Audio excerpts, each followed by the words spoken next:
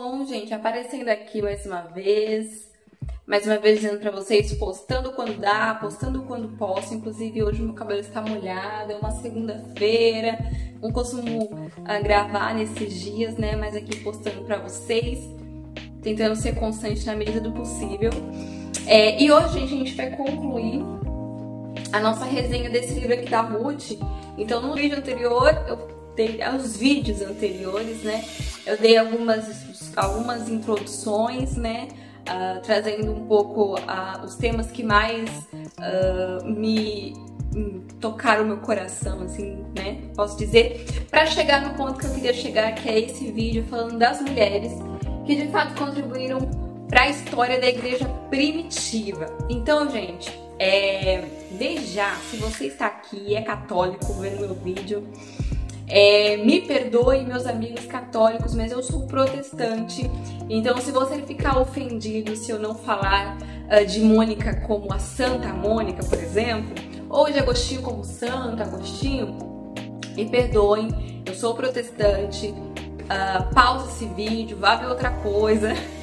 E eu estou pensando em fazer um vídeo só para responder alguns comentários que eu recebo aqui dos meus amigos católicos. A gente sabe que nós não somos irmãos, mas apenas para esclarecer algumas questões que nós protestantes cremos, ok? Então, sim, eu acredito que os pais da fé foram homens levantados por Deus, mas eu não acredito que eles foram santos no sentido de perfeitos. Nós acreditamos na ideia da santidade como alguém separado por Deus para realizar uma obra, mas a perfeição mesmo somente está em Cristo.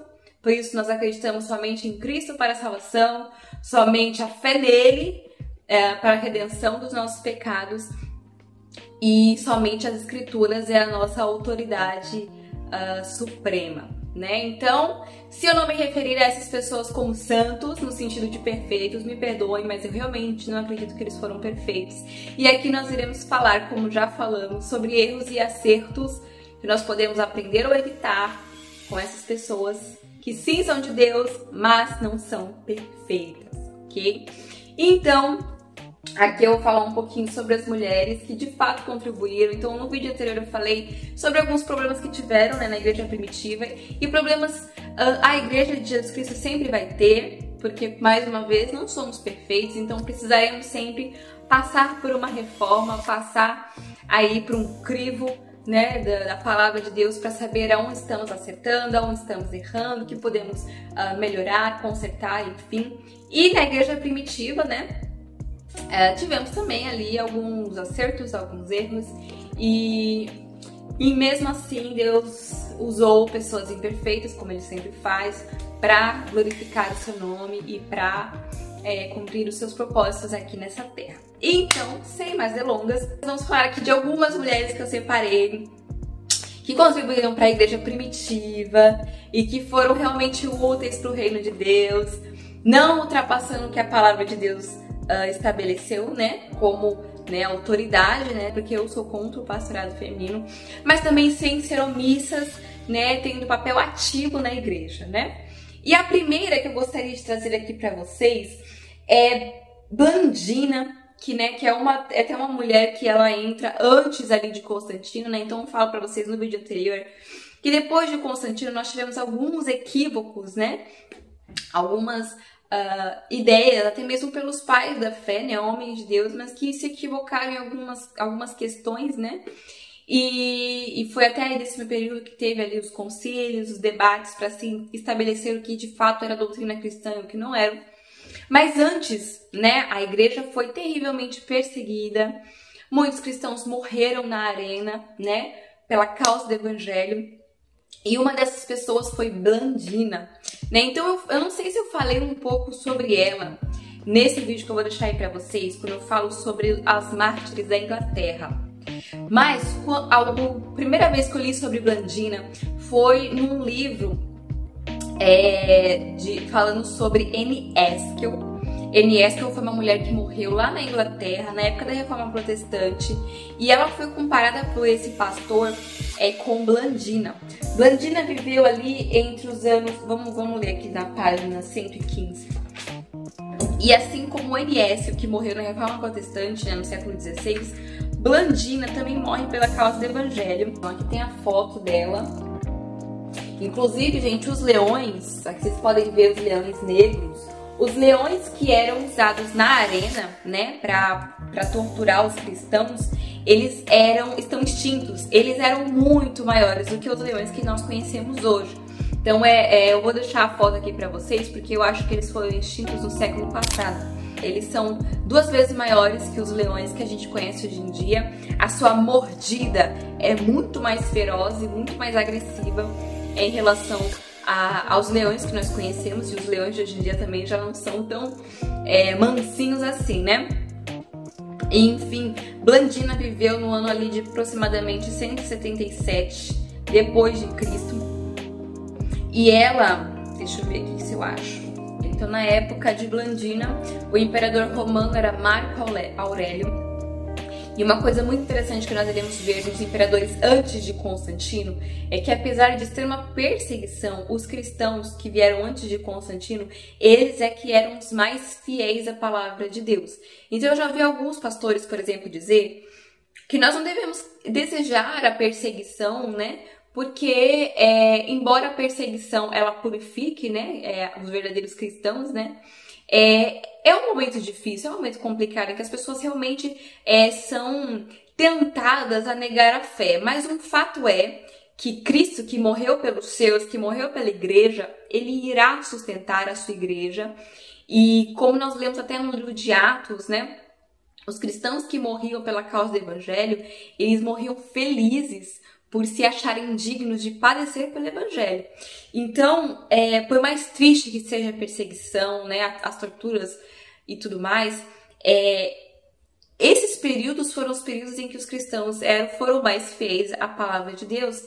Então, por que eles eram perseguidos nessa época, né? Então, aqui no livro fala que os cristãos nessa época eram acusados de canibalismo. Olha só que interessante. Porque a religião cristã era baseada no sangue e no corpo de Cristo. A palavra de Deus ordena que a gente faça, né, a Santa Ceia e o batismo. E a Santa Ceia é uma representação do sacrifício de Cristo. Então a gente sabe que nós não comemos carne de verdade, nós não tomamos sangue de verdade. Nós comemos pão, bebemos um suco de uva, né, para representar o sacrifício de Cristo. Mas não se sabe exatamente por quê. Esse sacramento era restrito apenas à igreja, era como se fosse uma sociedade secreta. Então, quem não fazia parte da igreja não sabia que eles comiam pão e que eles bebiam vinho. E quem fazia parte da igreja não explicava para as pessoas que era apenas um ritual, que eles comiam pão, que não era carne de verdade e tudo mais. Então, os cristãos eram acusados de canibalismo, e como eles não queriam dizer para as pessoas que não eram cristãs, né, talvez na cabeça deles eles achassem que isso era realmente reservado apenas aos cristãos, né, uma sociedade secreta, eles foram torturados, presos por causa disso. Essa foi uma das causas, né? Uma outra causa também que fazia os cristãos serem perseguidos tem um outro motivo também, deixa eu achar aqui. Eles eram também acusados de sacrificar criancinhas, justamente por conta desse canibalismo, né? E é interessante porque os cristãos da igreja primitiva, eles adotavam muitas crianças que eram abandonadas pelos romanos, porque os romanos tinham aquela ideia de que só os meninos que nasciam, né, as crianças do sexo masculino, que eram importantes para a sociedade. Então, muitas das meninas que nasciam eram abandonadas, descartadas, jogadas no lixo. E os cristãos adotavam essas meninas que eram abandonadas. Por isso que a igreja também ficou conhecida como a igreja das mulheres e das crianças, a igreja cristã, né? O cristianismo. Porque grande parte dos membros que formavam a igreja cristã era de mulheres e crianças, né? Porque justamente aquelas que eram rejeitadas pela sociedade, pela cultura da época, eram abraçadas no cristianismo. Então, Blandina foi presa, porque, como sempre acontece na história, né, os nobres, eles eram protegidos, né, de certa forma, né, pela lei, porque mesmo sendo acusados, né, de crimes, eles eram meio que preservados por conta das suas posses financeiras. Como Blandina era uma escrava, era uma mulher pobre, Então, ela foi presa, né? Justamente porque eles queriam informações sobre o que acontecia no meio cristão, nas igrejas cristãs, porque as igrejas, como eram perseguidas, eles congregavam em catacumbas, né? Em lugares escondidos, né? Então, Blandina foi presa porque ela era escrava, pobre, eles não poderiam prender a ala nobre, né? E para poder conseguir informações sobre o que acontecia nos cultos cristãos, né? Justamente porque eles eram acusados de canibalismo, de comer criancinhas, de beber sangue e tudo mais. Então, tem uma parte aqui do trecho que fala um pouco sobre Blandina, fala assim: cheia da força de Deus, respondeu: sou cristã e entre nós não se pratica mal algum. Os verdugos chegaram a revisar-me para arrancar-lhe qualquer confissão, mas foi tudo em vão. Os cristãos, admirados com tão grande força de alma, numa menina com tanta grandeza moral, numa simples serva, reconheceram nela a porta-voz do próprio mestre. Pra frente também diz: foram presos alguns pagãos criados dos nossos, quando o governador mandou que se buscassem todos os nossos. Estes, pelas insídias de Satanás, temendo os tormentos que viam padecer os santos e forçados a isso pelos soldados, acusaram-nos falsamente de ceias canibais, de promiscuidade e de tantas outras coisas que para nós não é lícito nem dizer nem pensar, nem mesmo crer que tais coisas tenham ocorrido entre os homens. A acusação de canibalismo, como já relatado, era comum contra os cristãos primitivos. Mesmo parecendo algo ridículo, não é difícil entender a razão dos boatos. Os cristãos não revelavam os detalhes da celebração da ceia do Senhor aos não batizados, mas seus servos ou vizinhos podiam ouvir algo sobre comer carne de Cristo, beber seu sangue, e tendo que dar informações debaixo de tortura, não seria difícil passar informações erradas. Então os cristãos eram perseguidos por causa da ceia do Senhor. Que coisa, né? Então Blandina foi presa junto com outros cristãos, mas o caso dela foi mais interessante porque ela foi mais torturada ainda do que os outros, porque na primeira vez que eles colocaram Blandina junto com outros na arena, os seus amigos morreram. Mas ela, quando soltaram os leões diante dela, os leões não se aproximaram dela. Então a história dela foi muito próxima à história de Daniel, por exemplo, né? Ali na cova dos leões, os leões não se aproximaram dela, os leões não quiseram se aproximar dela. Então foi um caso de um milagre, né? A história dela. Então, como os soldados viram que ela não foi morta na arena, então eles prenderam de novo ela, torturaram ela de novo para conseguir mais informações, e ela não deu informações, porque era uma prática deles, né, não passar informações para quem não era batizado. E aí fala que Eusébio, que era um pai da fé, conta a história, né, de Blandina. Ele fala assim: Cristo foi grandemente glorificado naqueles que primeiramente haviam renegado e que agora, contra o que pediram a esperar os pagãos, confessavam sua fé. Estes, na verdade, eram interrogados privadamente, como para serem em seguida postos em liberdade, mas ao confessar sua fé foram sendo juntados à fila dos mártires. Atalo, mesmo sendo um cidadão romano, foi lançado novamente às feras por decisão do governador, que era para agradar a plebe. Quando ele foi posto sobre a cadeira de ferro, começou a queimar e dirigiu-se à multidão e falou: estais vendo? Isto é comer homens. O que estais fazendo? Nós, por outro lado, nem comemos homens, nem fazemos nada de mal. No último dia da luta dos gladiadores, levaram novamente Blandina, juntamente com um pôntico, um rapaz de 15 anos. Então ela foi colocada de novo, segunda vez, na arena, porque na primeira vez ela não tinha morrido. Obrigados a jurar pelos ídolos, permaneceram firmes até os menosprezarem. Foram então entregues a todo tipo de tortura para que negassem a fé, mas não fizeram. A jovem, confortável rapaz, que depois de sofrer muitos tormentos, foi o primeiro a morrer.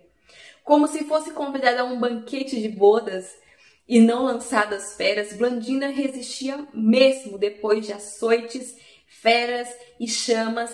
Por último, foi atacada por um touro que a lançou para o alto e a matou. Então, foi difícil matar essa mulher, foi difícil matar ela.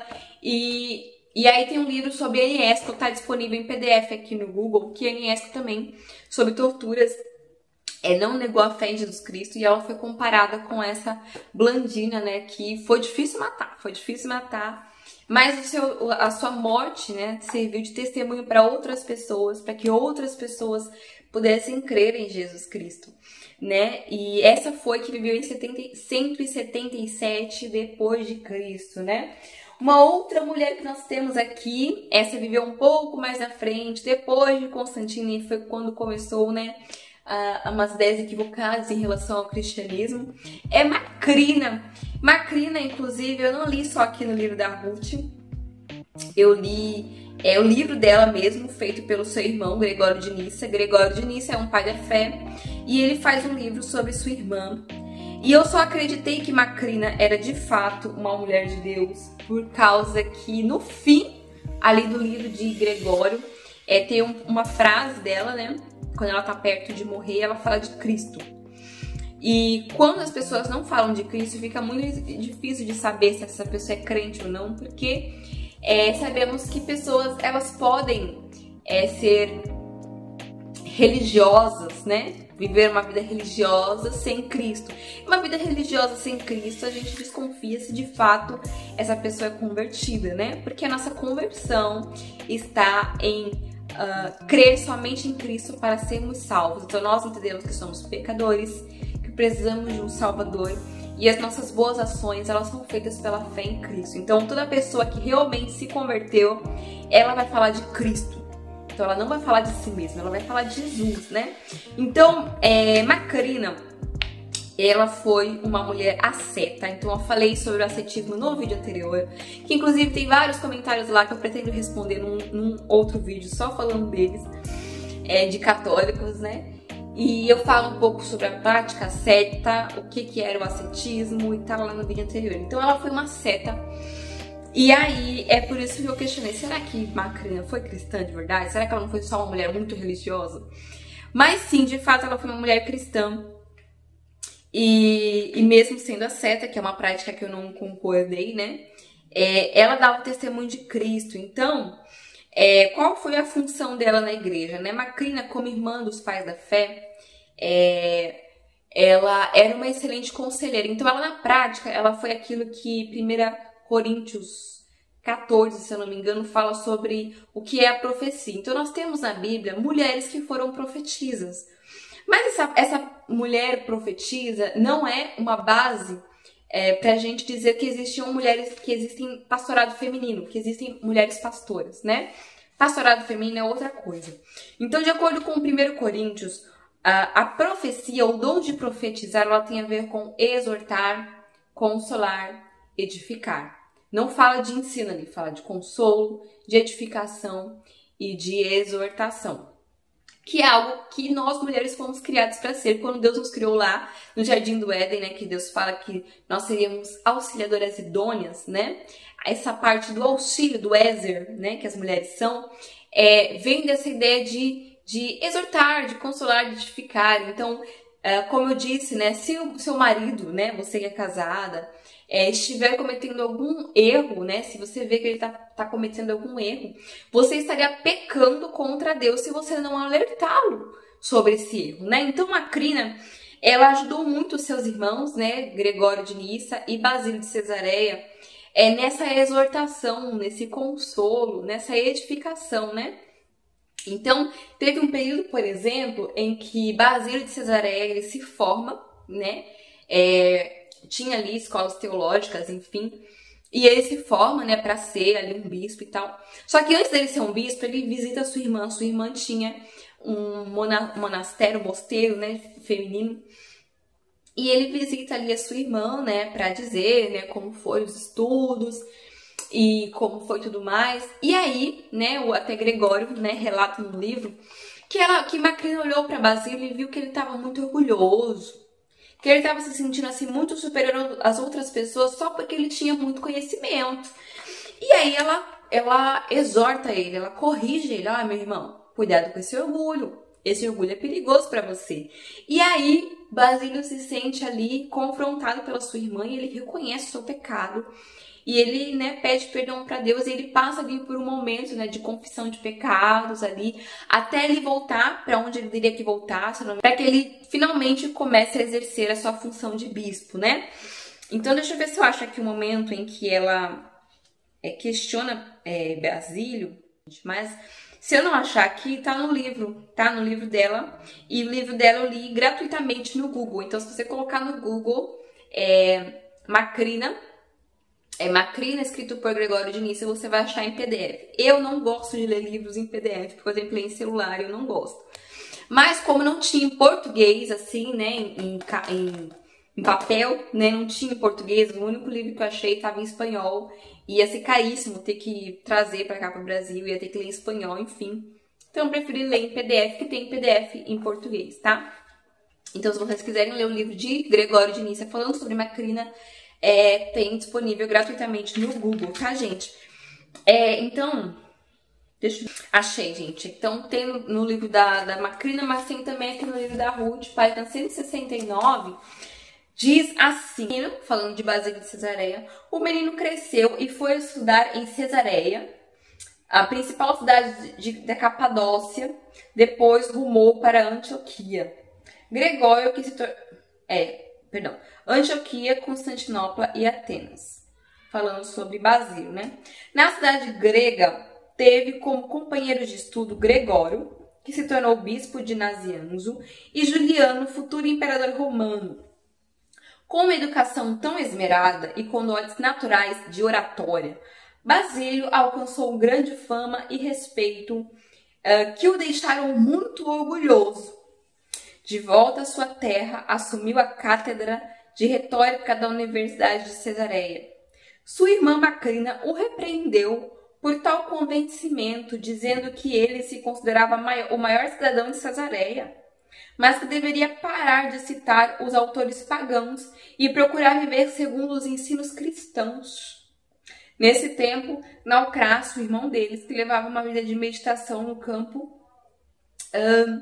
e atendia aos menos favorecidos, saíra para pescar e morrera repentinamente. Esse fato impactou Basílio, que era muito apegado ao irmão nascido. Nos últimos anos, porém, tinham se separado, Naucrácio retirando-se das pompas do mundo e Basílio buscando fama e poder. Então se operou em Basílio a grande transformação. Ele renunciou à sua cátedra e todas as honras e pediu a Macrina que lhe ensinasse os segredos da vida religiosa. Entendendo que o ideal da vida era uma separação radical das coisas materiais, ascetismo, né? Ela propôs à sua família que se retirassem para o campo para viver uma vida simples de renúncia e meditação. Então, Basílio foi confrontado por sua irmã, o que provavelmente foi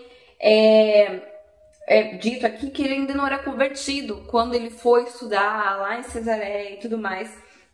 Ele estava ali orgulhoso, né, com pompas e circunstâncias, né? E ao ser confrontado por sua irmã, ele cai em si e ele se converte, né? Então, Macrina contribuiu para a conversão de Basílio de Cesareia. Basílio de Cesareia foi um dos principais defensores da Trindade. Vou ler aqui para vocês, gente. Foi um árduo defensor da doutrina da Trindade no Oriente, como também se tornou o pai do mônaco oriental. Seu irmão, Gregório, bispo de Nyssa, foi o defensor da Trindade e da divindade do Espírito Santo e autor de obras místicas. E Gregório de Nazianzo, bispo de Constantinopla, que escreveu os 5 discursos sobre Trindade. Então, depois que Basílio morre, Macrina era a irmã mais velha de todos eles. Ela tinha quase uma função maternal, né? Ela gostava de ter ali os irmãos por perto e ela cuidava deles. Como ela era uma asceta, então ela não casou, não teve filhos, né? Então ela cuidava da família como se fossem seus filhos, né? Sendo ela a irmã mais velha, né? Quando Basílio morre, Macrina já era uma senhora, né? Ela entra ali em profunda tristeza, em profunda depressão. E aí o seu irmão, Gregório de Nyssa, decide visitá-la, né? E ele decide visitar ela para consolar a sua irmã. Mas detalhe, ele acaba sendo edificado, consolado, né, pelo conselho. Então, a Macrina era uma mulher extremamente sábia, e com o passar dos anos, né, se tornando ali uma mulher mais velha, ela se tornou ainda mais sábia. Então, ela era uma conselheira, né? Ela era quase aquela elfa lá do Senhor dos Anéis, sabe? Uma mulher conselheira, uma mulher sábia. E ao invés de Gregório consolar Macrina, ele é consolado, né? Então, quando ele vai visitar ela, ela já está extremamente debilitada, doente, né? Por causa da idade e por causa da tristeza de perder o seu irmão, né? E é nesse período que Gregório acaba relatando as suas conversas com a sua irmã, e aquilo acaba virando um livro que é a nossa fonte de informação sobre Macrina, né? E no finalzinho da sua vida, ela nos deixa um escrito que nos confirma que de fato ela foi uma mulher cristã, que confiava em Cristo para a sua salvação. E aí diz assim, a última oração de Macrina relatada no livro, né? Diz assim: Senhor, tu suavizaste para nós os horrores da morte, fizeste do término da nossa vida o começo da vida inteira. Tu deixas repousar algum tempo nossos corpos, depois tu os desperta com a última trombeta. No final, gente, perdoe aí o barulho dos crianças. A gente continua. Quebraste a espada de fogo e devolveste o paraíso ao homem que foi crucificado contigo e implorou o teu perdão. Recorda-te de mim no teu reino, pois contigo estou crucificada, porque mortifiquei a minha carne com o teu temor e tremi diante do teu julgamento. Que o abismo não me separe dos teus eleitos. Longe de mim toda calúnia, não te lembres de mim, nem dos meus pecados. Se faltei por debilidade da minha natureza, em ação ou pensamento, perdoa-me. E esse foi um dos últimos escritos de Macrina, irmã de Basílio. Então, gente, a última mulher que eu separei aqui é Mônica. Ai, Mônica, gente. E eu vou deixar pro próximo vídeo, então, porque esse vídeo vai ficar grande, né? Então, no próximo vídeo a gente fala só de Mônica, porque de todas as mulheres, essa foi realmente a minha inspiração. Eu chorei ao ler Mônica. Você irá chorar também. Então, beijo, te espero no próximo vídeo, então.